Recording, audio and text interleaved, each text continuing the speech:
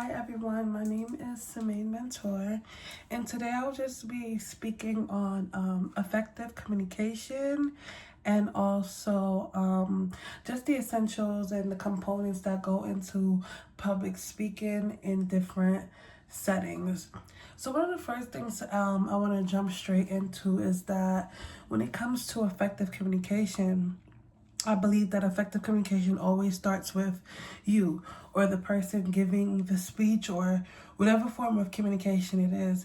And I would say that it always starts with you because you want to always make sure that the message that you're putting out, whether it be in a speech or just, regular verbal conversation with somebody else, you want to make sure that the message that you're putting out is clear and precise. And you also want to make sure that it matches your intentions of everything that you're trying to say. And that's why I say it starts with you. I think after you make sure that your message is clear and that your intentions with the message is clear, I think the next thing you want to take into account is your audience. So taking into account of your audience is important because you want to know who you're speaking to. And the who is important for the simple fact that, different people have different perspectives.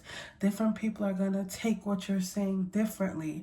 So knowing the who, whether it be with age, whether it be, with culture, whatever it is, male, female, whatever it is, that really classifies the who. I think taking that into consideration is the next big thing that will help with effective communication, because based on the who, you will kind of adjust, how you portray that message and how you get that point across. I think another thing that helps with effective communication are things like hand gestures and those nonverbal cues, kind of like facial expressions can also help get a point across and can also aid with effective communication. Some other notable things that helps with effective communication is also kind of like being aware that the audience that you have, they would have their own perspectives. So you want to respectfully kind of like get your message across. And it goes back to the saying that they say, it's not what you say, it's how you say it, right? So also take into account that whatever you're saying, you want to put it off in a respectful manner, whether it be that your intention is to motivate or to teach, or even if it's to bring reform or some type of change. You want to make sure that your message is always respectful.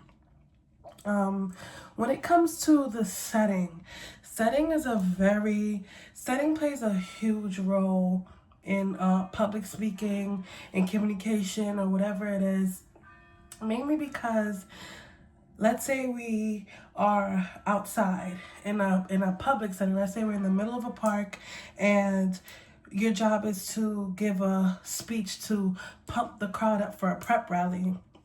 You're most likely going to be louder. You're most likely going to move around more. Your tone is going to be more assertive, right? Compared to if we're in like a closed setting. Let's say we're like having a little group meeting for like a soft launch of a new business, and we're all sitting around in a circle, and your job is to just like give a speech, basically just informing the group of the plans you have for the business and these things. You're most likely going to be, because you're in a more intimate setting, you're most likely going to have a softer tone. You're going to have a calmer approach.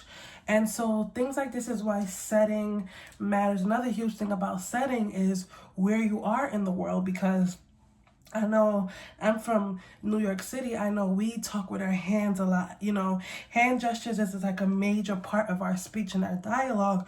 Whereas other parts of the world where hand gestures aren't something that's normal, they might find it as they might find it as something weird, or even in some cultures, maybe even disrespectful. So taking into an account where you are in the world geographically will also help with effective communication would also help with public speaking.